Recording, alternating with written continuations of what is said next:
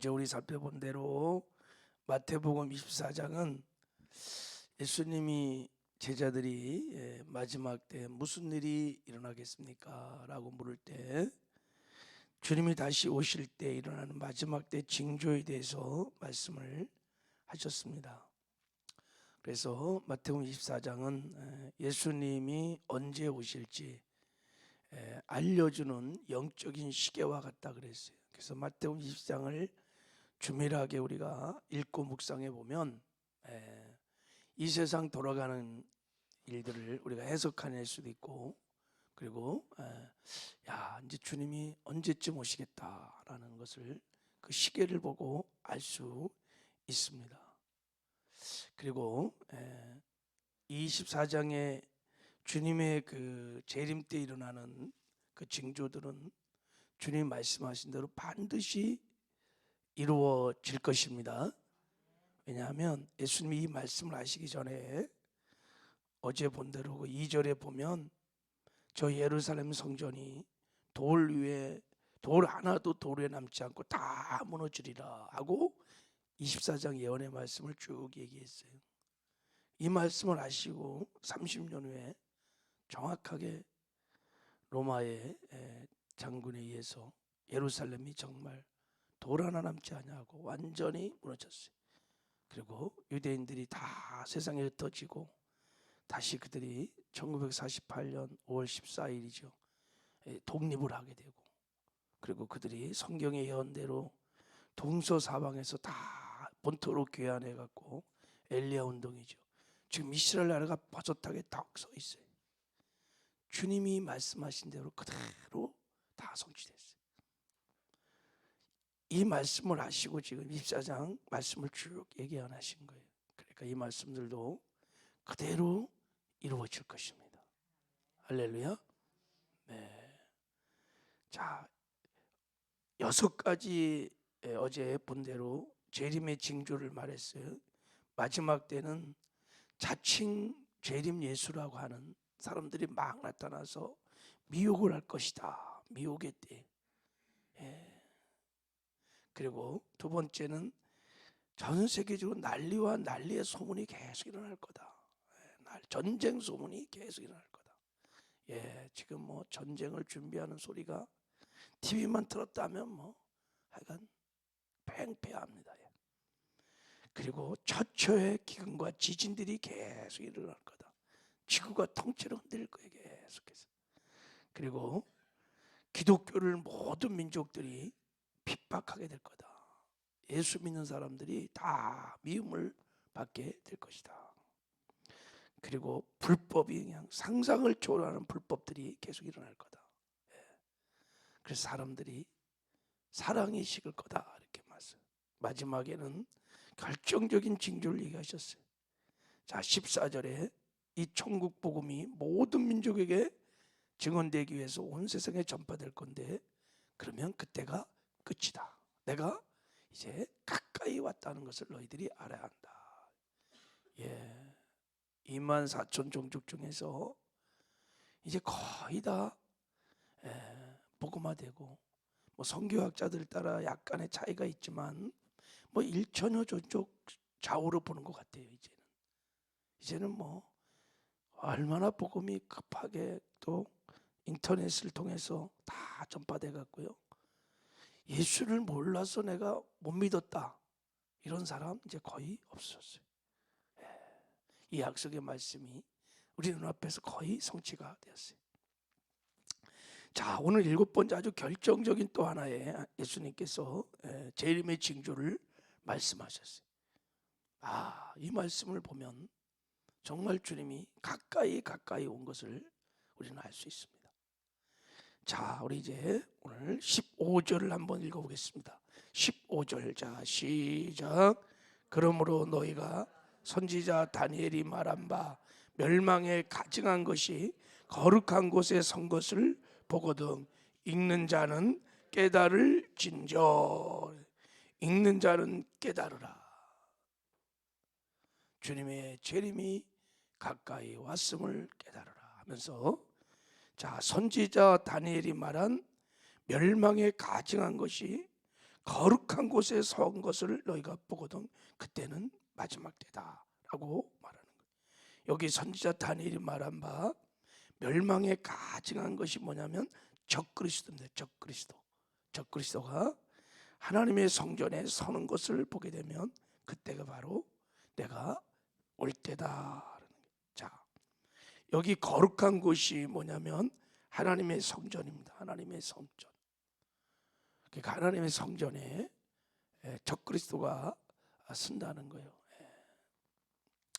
자, 이 말씀을 좀 우리가 이해하려면 이스라엘의 성전을 봐야 돼요. 성전을. 이스라엘은 성경에 세 가지 성전이 나옵니다. 첫 번째 성전이 무슨 성전일까요? 솔로몬이 지은 성전이 그게 첫 번째 성전입니다. 이스라엘 땅에 최초로 세워진 성전이 솔로몬 성전입니다. BC 586년 바벨론이 들어와 갖고 그 성전을 완전히 다 외파시켰어요. 무너뜨려 버렸어요.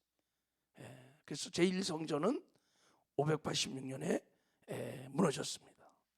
그 후 제2의 성전을 지었어요. 그들이 본토로 돌아와서 그 성전을 수룹바벨 성전이라 그래. 제2의 성전, 수룹바벨 성전이라 그래. 이 성전을 재건한 다음에 헤롯 왕이 더 화려하게 더 만들었어요. 그를.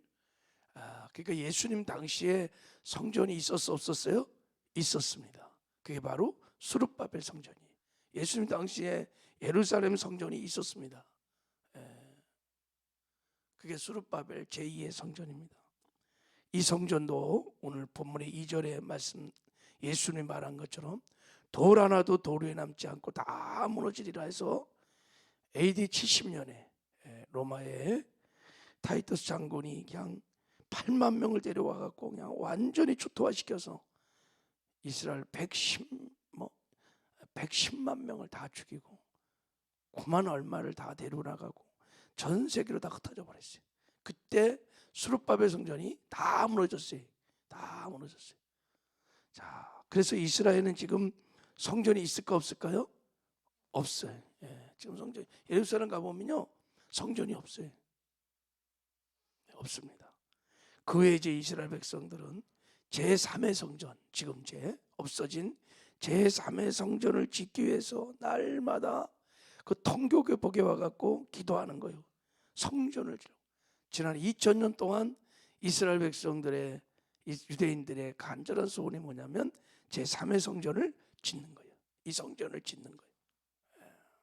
지금 오늘 본문에서 예수님이 말씀한 이 성전은 바로 제3의 성전을 말하고 있는 것입니다. 근데 이제 예루살렘을 가보면요, 그 예루살렘이 네 지역으로 나눠져 있어요. 유대인들이 예루살렘을 장악하고 있는 게 아니에요. 유대인도 한쪽 귀퉁이 차지하고 있고 모슬렘들도 한쪽 귀퉁이 차지하고 있고 예수 믿는 기독교인들도 차지하고 있고 아르메니아 사람들도 차지하고 네 지역으로 나눠져 있어요. 그리고 솔로몬의 성전, 수룹바벨의 성전이 지었던 그 자리에는 누가 장악하고 있냐면 팔레스타인 모슬렘들이 장악하고 있어요. 그리고 거기다가 뭐를 짓냐 보면 큰 황금 도움에 모스크를 지어놨어요. 예루살렘 성전에 가보면 큰 성전이 모슬렘 성전이 지어졌어요. 그 자리가 앞으로 제3의 성전이 지어질 자리 거기가. 그게 굉장히 복잡합니다. 굉장히 복잡해. 지금 제3성전을 지으려고 거의 완벽하게 준비되어 있습니다.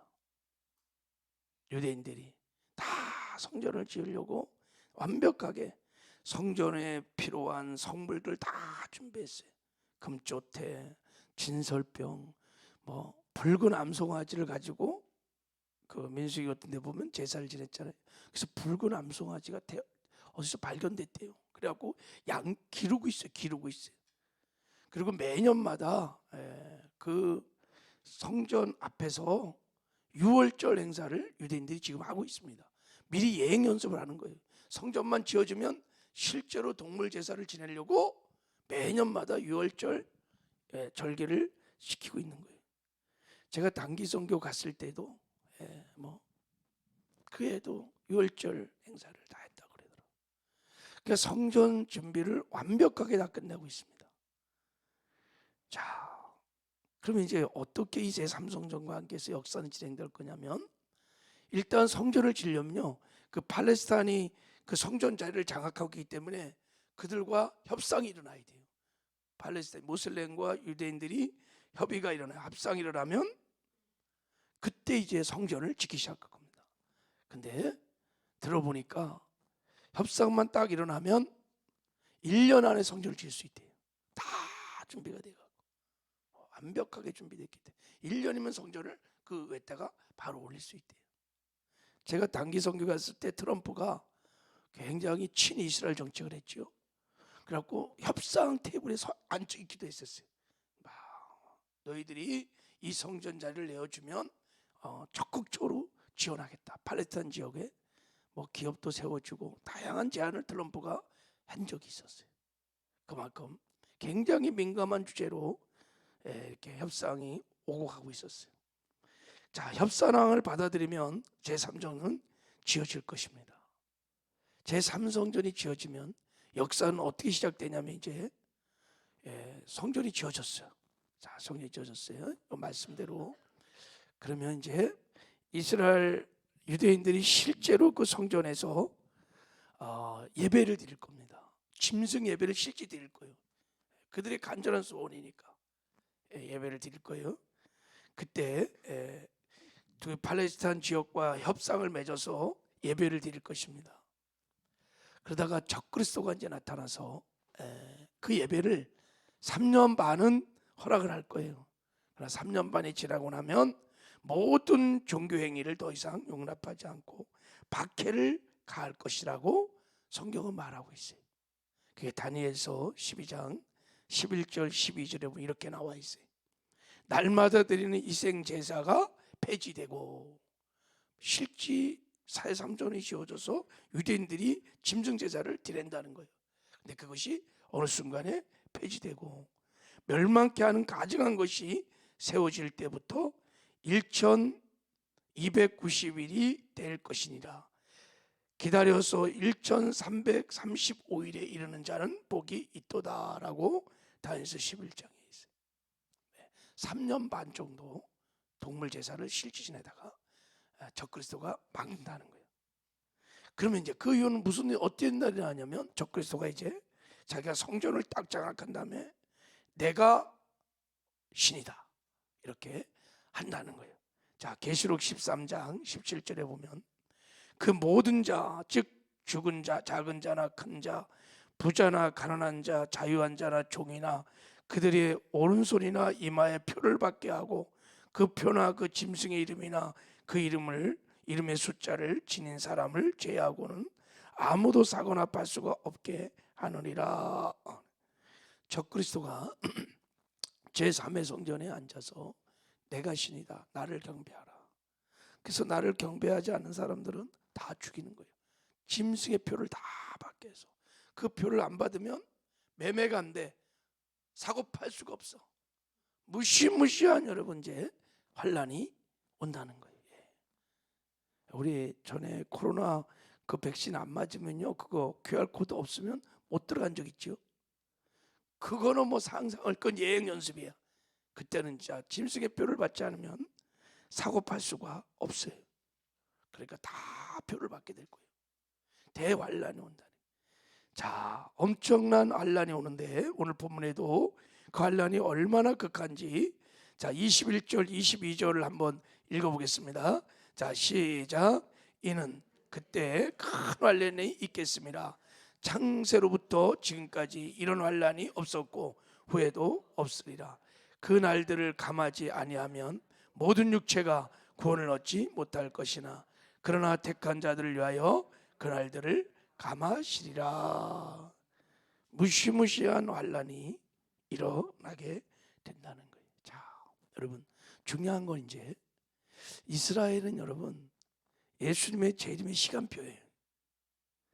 이스라엘의 지금 역사들을 관점으로 우리 인류의 역사를 해석해보고 주님의 재림을 우리가 가름해 보면요, 지금 급박하게 예언의 말씀이 성취돼 가고 있는 것을 우리는 온몸으로 그냥 느낄 수 있어요.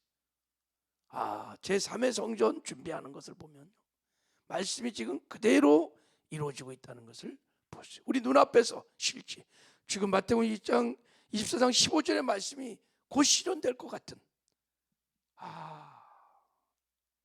여러분 제3정을 인터넷 한번 닥쳐보면요, 거기 뭐 이스라엘 백성들의 그 제3선 준비에 관한 인터뷰들 자료들이 막 쏟아 나옵니다. 거의 완벽하게 준비되어 있어요. 이제 협상만 딱 일어나면 그냥 바로 성전이 지어질 거예요. 그러면 바로 이제 이 예언의 말씀이 성취되면서 여러분 환란의 시대가 도래할 겁니다. 순간일 거예요. 순간. 여러분, 자, 왜 주님께서 이런 말씀들을 다 미리 말씀해 주냐? 왜 그럴까요? 준비하라는 거예요. 준비하라는 거예요. 주님의 재림을 준비하라는 거예요. 그러면 일단 여러분 앞으로 지금 일어나고 있는 종말론적인 이 재앙들 앞에서 일단 두려워하지 마시기 바랍니다. 다 이거 하나님의 손 안에서 이루어지고 있는 것입니다. 하나님의 역사의 수레바퀴를 돌리고 있습니다. 일단 두려워하면 안 돼. 그리고 해석을 잘 하셔야 돼. 깨어 있어야 돼. 그래서 마태복음 24장 42절, 자 우리 거기 42절 44절 거기 보세요. 자 마태복음 24장 42절을 봐봐요. 자 우리 한번 읽어볼까요? 시작. 그러므로 깨어 있으라. 어느 날에 너희 주가 임할런지 너희가 알지 못함이니라. 너희도 아는 바니 만일 집주인이 도둑이 어느 시간에 올 줄 알았더라면 깨어 있어 그 집을 뚫지 못하게 하였느니라. 이러므로 너희도 준비하고 있으라. 생각하지 않을 때 인자가 오리라. 주님의 재림은요, 생각지도 않은데 아무도 모를 때 그냥 인자가 온다는 거예요. 그러니까 깨어서 준비하라는 거예요. 여러분 성경에서 깨어 있다는 것은 일단 전제가 영적인 잠을 자고 있다는 뜻이에요. 영적인 잠은 뭐냐면 여러분 죄악에 깊이 빠진 게 잠이에요. 진리에 대한 무지가 잠이에요. 모르는 거예요. 그러니까 주님의 재림, 뭐 이런 재림의 복음 이런 말씀 전하면 싫어. 그리고 관심도 없어. 이게 잠이에요. 세상에 지금 어디로 돌아가는지 몰라. 그냥 세상에 푹 빠져갖고 세상에서 어떻든 간에 잘 먹고 잘 살고 즐기고 노후 대책 준비하고 이게 잠이야. 이게 영적인 잠인 거야.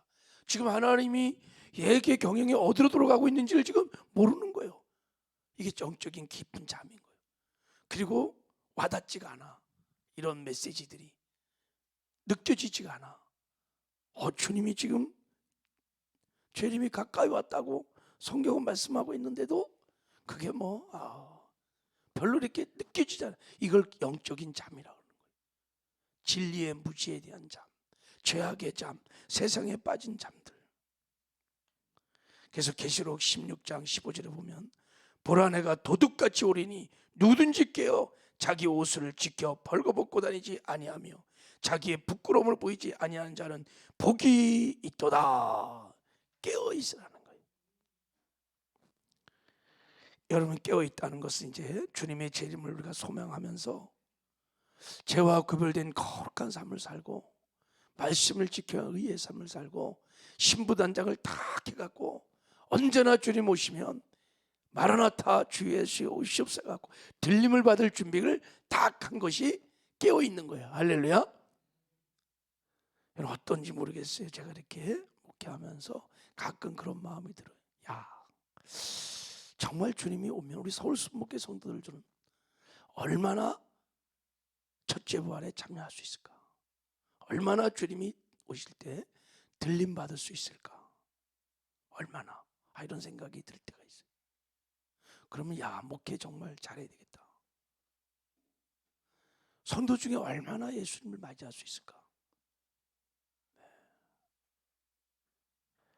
깨어 우리가 준비해야 될 줄 믿습니다. 그렇게 신부 단장할 뿐만 아니라 우리가 적극적으로 주님을 준비하는 것은 여러분 다시 오실 주님의 길을 예비하는 것입니다. 그게 뭘까요? 지상 명령을 성취하는 거예요. 열심히 우리가 복음을 전해서 하나님 나라를 확장해 가는 것입니다. 이것이 가장 적극적으로 다시 오실 예수님의 길을 예비하는 길인 줄 믿습니다. 저는 주님의 재림을 소망하면서 늘 죄와 구별된 거룩한 삶을 살고 이 사명을 잘 감당함으로 주님 오시는 그날 모두 다 한 사람도 없이 예수님을 영접하는 영광이 있기를 주님의 이름으로 축복합니다. 하나님 아버지 감사합니다.